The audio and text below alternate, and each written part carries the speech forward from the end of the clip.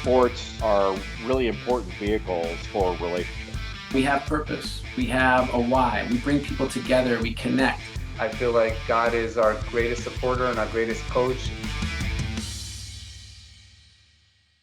It's Rabbi Sherman and Rabbi on the Sidelines. This morning, we are joined by ESPN Laker analyst and NBA journalist, Dave McMenamin.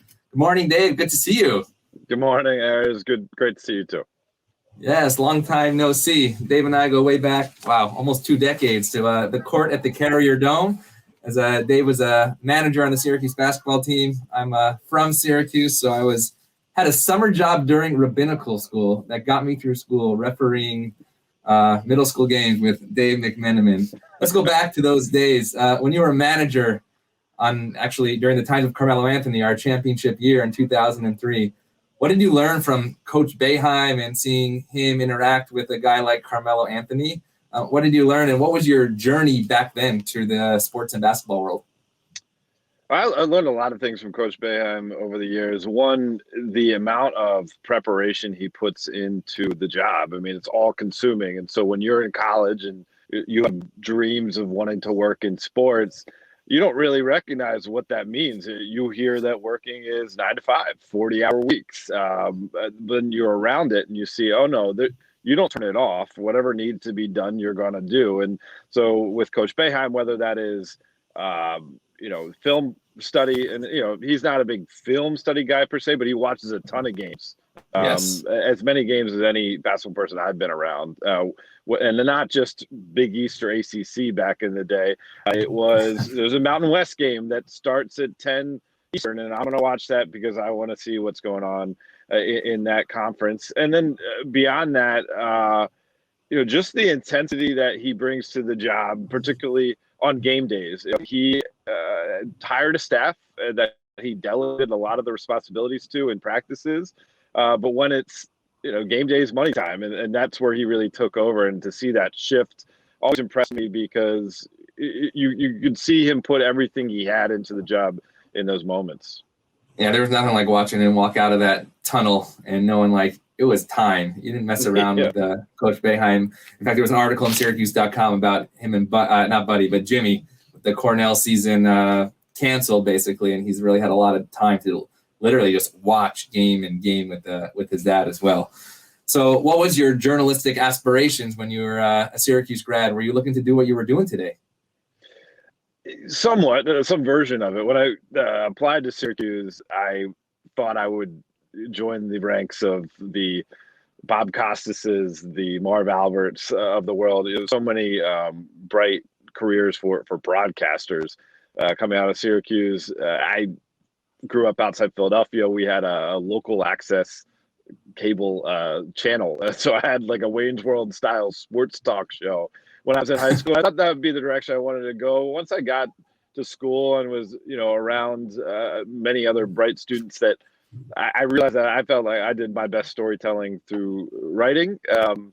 And obviously I wanted to pair that with sports. And as my career progressed, and I was fortunate enough to get several jobs covering the NBA, I kind of went back to on-camera stuff. So now my job's, 50-50 on camera and writing, which I think suits me well.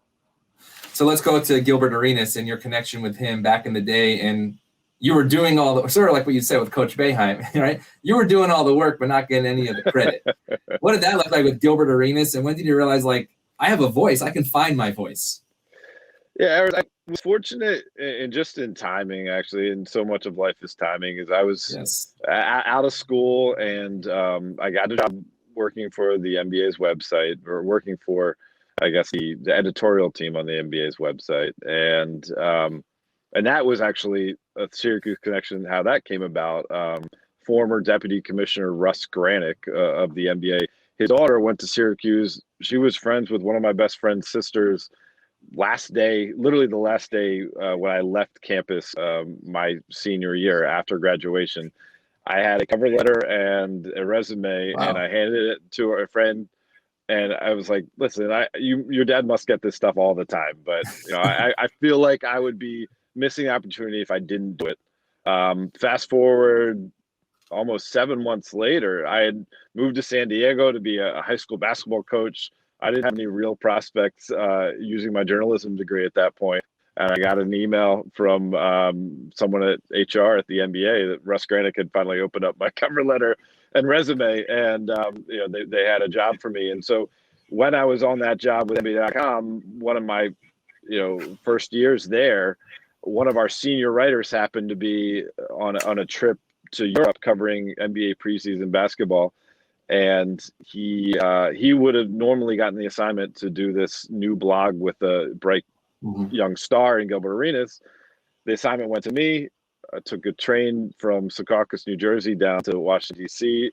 Was supposed to get 10 minutes with Gilbert for our first entry. We just kind of hit it off. We talked for about a half hour. And from there, at a time when athletes' blogs were not really a thing. I mean, social media, Facebook was around, but you didn't have Instagram, you didn't have Twitter, Right. you didn't have Snapchat. All these platforms that athletes use today didn't exist. And so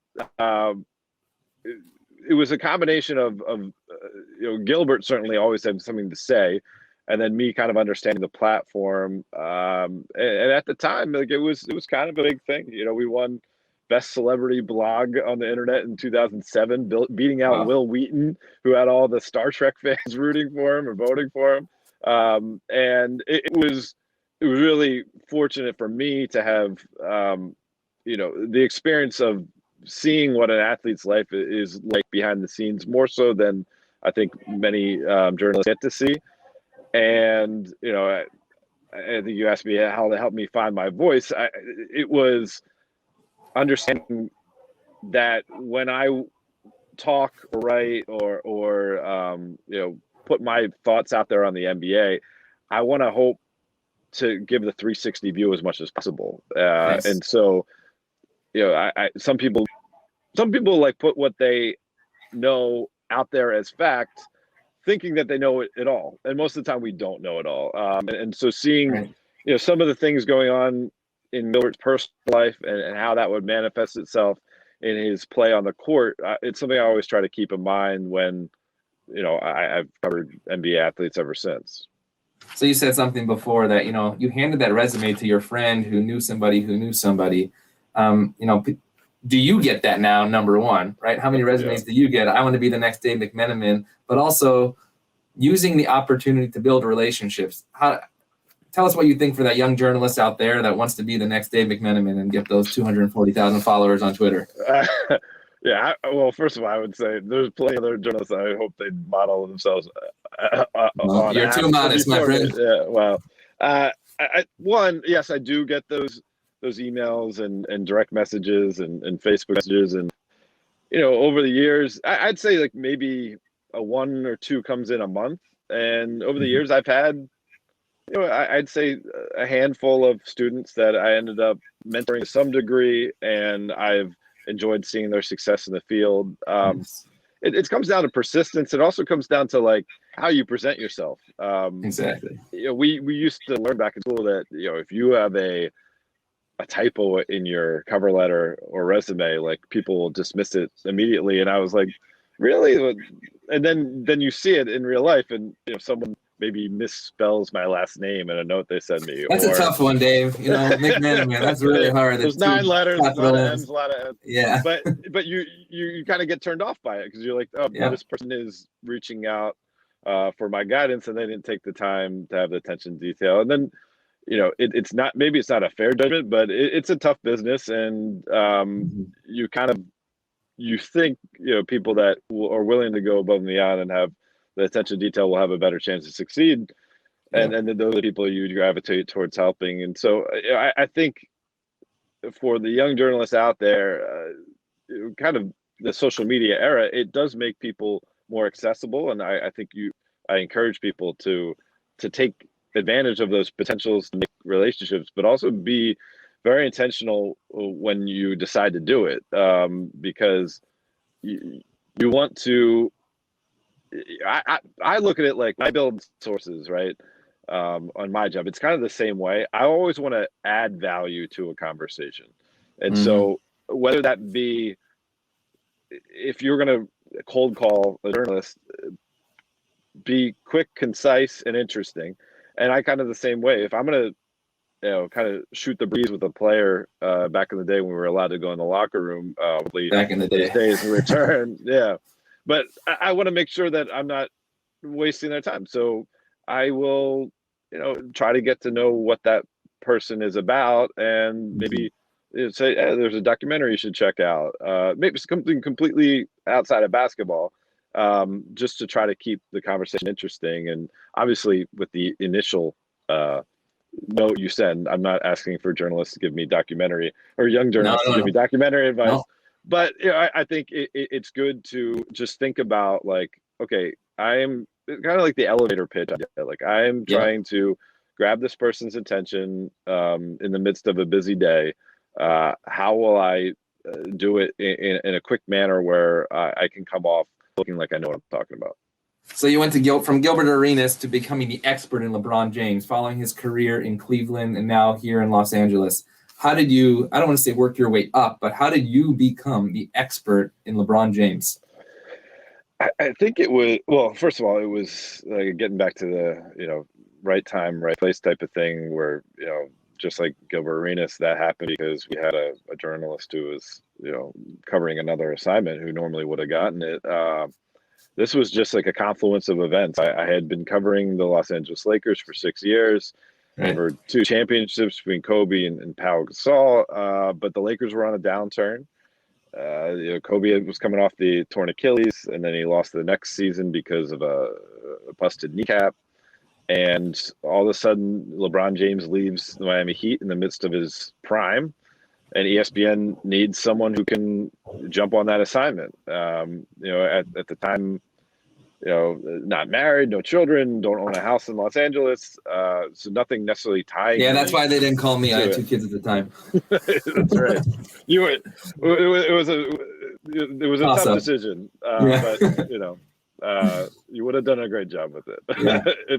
And you were, you lived in Syracuse, so you could have dealt with the snow in Cleveland just like I did. That's true. But the opportunity came to me. What my former editor at the time asked me, would you be interested on a Friday? And basically he's like, I want your answer right now. Think about it over the weekend. Let me know on a Monday. And I reached out to one of my mentors, a guy, Maurice Brooks, I used to work with at NBA.com.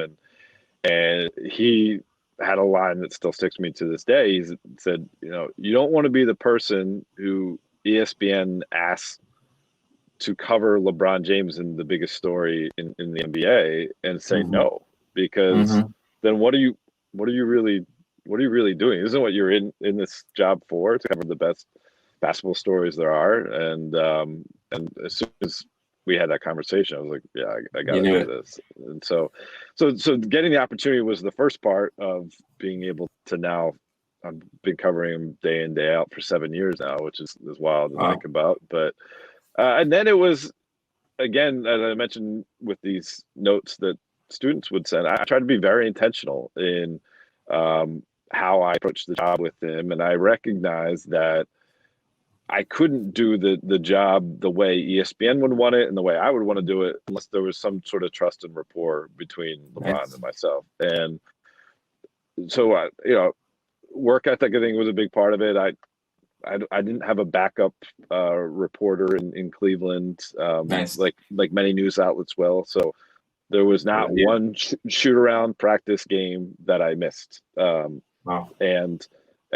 LeBron, someone who certainly prides himself on his work ethic, I think just by showing up, he recognized that I was there to do a job, right? And at some point, because LeBron is pretty savvy when it comes to recognizing all the pieces and how they fit in the NBA world.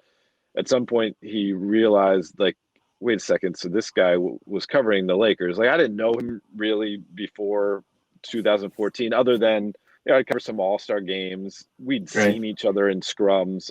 There was probably some vague recognition of who I was. But when he realized that, he left Los Angeles. Actually, we had a conversation in Memphis one day. This was after the trade deadline in 2014, 2015. So LeBron's first year back in Cleveland, They started off 19 and 20. They were struggling. They were scuffling along.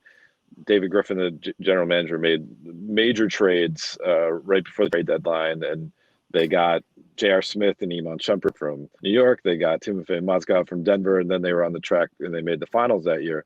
Well, we were in shoot around in Memphis, and LeBron, kind of gestured over to me, and he's like, "So this was after the All-Star break, and I think, I'd mentioned him. I was in LA for the All-Star break. He's like, so you're back here. What's going on? Like, you live in LA?" I'm like, no, I moved to Cleveland. Wow. And so it took him about a half a season to realize that. And he's like, oh, and he was sitting next to J.R. Smith, and he pointed to J.R. and he said, oh, so New York. He came from New York to Cleveland. He pointed to himself. He said Miami to Cleveland. And he pointed to me, LA to Cleveland. I guess we're all in this together. Meaning like we're all there. We're all there for a job to do. We all left other circumstances, and I grew to really love Cleveland, but Cleveland is not Los Angeles. And and from there, I kind of had a baseline of trust, and then like any relationship, we've had our ebbs and flows since, but there's been a baseline of respect ever since. So let's go back to Kobe for a minute. I'm going to play an interview that, in fact, has over 1 million hits on YouTube. It's during when he was injured in June 2013. So we'll play this clip, and then we'll just talk about it. This summer, or basically last month and a half, basketball's been taken away from you. What's that been like? Well, it's been challenging, especially towards the end there, during the playoffs. And you can't do anything. You can't move. You can't. There's nothing. You feel helpless. Yeah. And during that stretch, it was very difficult. And then once the off season came, you start. Reality starts setting in of saying, okay, well, I can't train. I'm really limited in what I can do therapy-wise. So now you start looking at what the future is going to be, post your NBA career. Things that you can focus on, things that you can acclimate yourself to, and you start looking at that as a challenge a little bit. What are some of those things that you've explored? It's still a moving target. I think that's, for me, it's about finding something that you're equally as passionate about, that you can really sit down and do on a daily basis. But finding that's the half the battle. So that seems to be one of the first times that Kobe started talking about his after career when he had nothing to do. I remember he said that in that interview that he was, sitting home watching the Miami Indiana game. His kid was like, "I want to watch a cartoon." He's like, "Sure, we'll watch a cartoon." What when you sit down with a guy like Kobe, obviously you didn't know what was going to happen in the years ahead, and you in fact said on the Woj podcast just a month ago, from the line from the Bronx Tale, "There's nothing worse in life than wasted potential." It seemed like Kobe never wasted potential on the court, but then you had him talking about what that potential could be off the court as well. Compare what you just said about LeBron to the Kobe experience you had covering him in LA. Yeah, I mean, it honestly, it's still, I still think about Kobe a lot. Just wrote a story yesterday about his widow, Vanessa, is suing the LA County Sheriff's and Fires Department, and for officers who recklessly took photos of the crash site and shared them with people who had no business seeing them. It's something that's all the time, and obviously Kobe didn't waste his potential. I mean, he got every ounce of it as a player. I guess my point of saying that was seemed to be so much more runway for him in a non-basketball life, as a father, as a community leader, as someone who was very interested in the method of storytelling through various forms. It's just tough to think about what he could have been capable of, and the parallel I see between Ron and Kobe is neither one ever limited themselves in terms of what room they would feel comfortable in. Business wise, entertainment wise, and certainly basketball wise. And you have to be supremely confident. Like, I am a very low level basketball player, but I've tried to get the most of my playing. There was some good competition on those staff games in the Dome. That's right. We had some staff games, and thankfully, Hershey's ice cream was down the street. But I mean, how great was it though? Even to that, I was, playing pickup games against guys like Terrence Roberts, 6'9", incredible athlete, high pedigree, one of the celebrated New Jersey high school players, and through that, you have to show a lot of confidence, and the only way to do that, basically, as you learn, is it's the work that gives you the confidence. Like, I belong on this court because I have spent so many hours playing pickup or working on my jump shot or running sprints or whatever it may be, and I think that's the through line. Really, the biggest through line is the work ethic is tremendous out of both of them, and the passion for the game. I've been now covering the NBA for about 15 seasons, and I have come across all sorts of guys, all sorts of personalities. And listen, if you're 7 feet tall and you'll be able to make a living, millions of dollars playing in the NBA, and you do the right things to be a good teammate, but you don't love it, like, I can still respect you. I think it's the folks that don't necessarily love it and don't take advantage of the opportunity they've been given. Like I get, like, LeBron and Kobe were freaks in terms of like their love of basketball, and like I consider myself a freak of basketball, so I can be have a kinship there.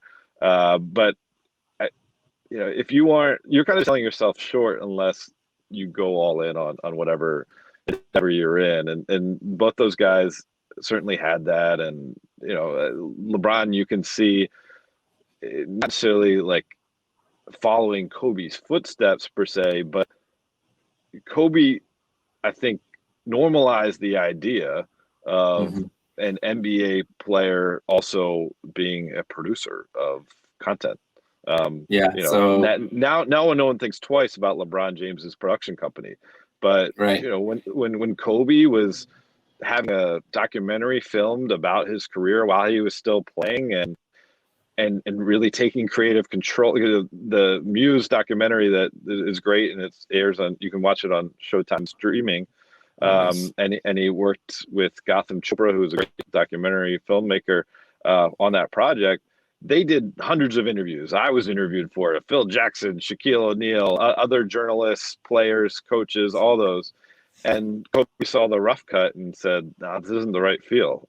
And so Kobe, did away with all the other interviews, and he wanted to be the singular voice and singular, person that you saw telling his story. And they did all sorts of recuts, and Kobe sat down for more hours and hours and hours of interviews to get the parts that they would need to finish the documentary. And not everybody would do that. Not everybody would take the ownership of being on a project like that. They would say, "I'm not a filmmaker. I'm a basketball player. You just make those decisions." But it's a really compelling product, and he was someone who did everything that I witnessed. Everything he did was to the nth degree. Yeah, so when you talk about production, of course, he won the Oscar for the short Dear Basketball. When you watch this film, the short after his death, it's even more powerful. And here's one line that really sticks out with me here. I can't love you obsessively for much longer. This season is all I have left to give. My heart can take the pounding. My mind can handle the grind. But my body knows it's time to say goodbye. And that's okay. I'm ready to let you go. I want you to know now, so we both can savor every moment we have left together. If we only knew just years after that we would be talking like that, I mean, it brings almost like tears to my eyes thinking about that. I'm a little teary-eyed. Yeah. So I believe, if I'm correct, you were on the plane with the Lakers coming back from Philly when the news broke from Coach Vogel that Kobe had died in the helicopter. And this is Rabbi on the Sidelines. I do put the faith into that aspect. And you wrote an article basically saying in ESPN.com that LeBron heard this and he said the only thing he could do was gather the team in prayer. What did that moment look like? What are the prayers said at that time? And did that come from a place of faith that LeBron has? Or he said that's the only thing I could think of doing at that moment? If you are willing to take us through that moment. Sure. Yeah. To be clear, I was out on the plane. I travel commercial and go where they go, but I was able to talk to several people who were on the plane, including LeBron. It's interesting. I've covered, as I mentioned, all sorts of players. I have seen players profess to be followers of faith, and then maybe live their life in a way that wouldn't suggest that manner. I've also seen faith be like an anchor for several players that may need it to, they may run astray, but it gives them, a baseline they can return to. And, LeBron's not, a term I use sometimes for, like he's not someone who's going to put it in your face, right? He's not quoting scripture. He's not, like the first thing when he wins a championship, he's not thanking his Lord and Savior. But obviously, it's something that matters to him, and there's a spirituality that exists within a team to make it more than just fellow employees. Nice. You share that space, you share that time, you consider it to be a sacred bond between you and your teammates. And a lot of the teams, I've been fortunate enough now to cover four teams that have won the championship and 8 teams that have made the NBA Finals. 9 teams have made the NBA Finals. There's something extra to it, and I think when you talk about faith, I grew up Roman Catholic. I'm not non-practicing, and so I apologize if I'm a little shaky about this because I don't even know where I fully stand on the subject. But I think there's a power to it of recognizing that there's a lot going on that's bigger than ourselves, and and I think losing Kobe, there was a recognition that one, life is precious, and we should certainly embrace the time we have, and in embracing that time, treat people well. To me, that's pretty much a universal message amongst all religions that I've come to know. Yeah, actually, Seth Greenberg a couple of weeks ago was talking about, he said, I have my locker room, and that is my sanctuary. You have your sanctuary, and I love what you said, the sacred bond, and this idea that we are, you keep mentioning, I was at the right time, at the right place, right? Somebody in the faith world would say, it was providential. It was God's moment. I don't like to use that language, but, things happen for a reason, and you try to find the blessing even when there are challenges as well. Somebody actually asked Danny Corson, a Syracuse grad, did you write for the Daily Orange? I did. I wrote for the Daily Orange, but because I worked for the basketball team, I couldn't cover the men's team. It would be a conflict of interest. So I did some campus news type stuff for the DO, and then I don't even. You wouldn't want to be on the wrong end of those press conferences in the Carrier Dome press room. But it was, that's a lesson, right? Like I had I could still never cover Syracuse basketball to this day because I'm so biased. I wore this because I'd be seeing Friday 6:40, everybody, San Diego State. Super excited for it, and I was going through old pictures on my Facebook of the last time they played San Diego State. I go into that on the air on the ship, on the ship. I couldn't have covered the basketball team even if I wanted to. It wouldn't have been right. So I didn't do sports for the DO. There was a publication called The Student Voice that I wrote. It was kind of like a longer form type of story. It came out once a month. And then my best experience in journalism at Syracuse was writing for the Post-Standard, which is the city newspaper. Again, I didn't cover the men's basketball team, the conflict of interest, but I covered the women's basketball team, and I covered basketball sports. And it was like basically a internship as part of a class that I took my senior year at Syracuse. And it was, I gave up most of my Friday nights my senior year, which is, I missed a lot of fun times going to cover high school football, but I For the days of Paulus, though, right? You're at CBA. That's right. That's right. Wow. But I got to, really get that extra work experience, and also get back to that thing I talked about Coach Boeheim before, that there's no off really. It's not 9 to 5. That was a good lesson too. That you're going to work in sports. You're going to work nights, and you're going to work weekends. You're going to work holidays, and because sports are there to entertain people when they're off. That's when you're working. Coach Boeheim is going to join us after the season to talk about the work that he does with Coaches versus Cancer and the special needs community that I've been really affected with him during my upbringing as well. Just a couple more questions. Let's go back to the faith thing, because I came across Pastor Jerry Birch. I'm not sure if you're familiar with him in Cleveland. And I don't know him, but I saw your email, yes. Yeah. So he said something interesting, sort of what you said, right? It's not in your face. He said, my job's not to go there and get them ready for a game. My job is to teach them and inspire them to learn, understand, and apply the word of God to their life. I remember at Syracuse, I think it was Doc, right? The psychologist that was there working with mental health. This seems like also another way to access people. I have a good friend, Mike Sweetney, who obviously was a lottery pick, Georgetown Hoya, but he suffered a lot of mental health issues, and he didn't have that spiritual help that he said if he had nowadays, he might have been playing a couple more years and been up there with the names of LeBron, Kobe, and Dwayne Wade. Do you think mental health and the spiritual side sort of go hand in hand at all? Yeah, I do. Again, I think it's and whether, however you want to term it, right? So Phil Jackson, I was fortunate enough to cover, and Phil Jackson grew up with a strict Christian upbringing.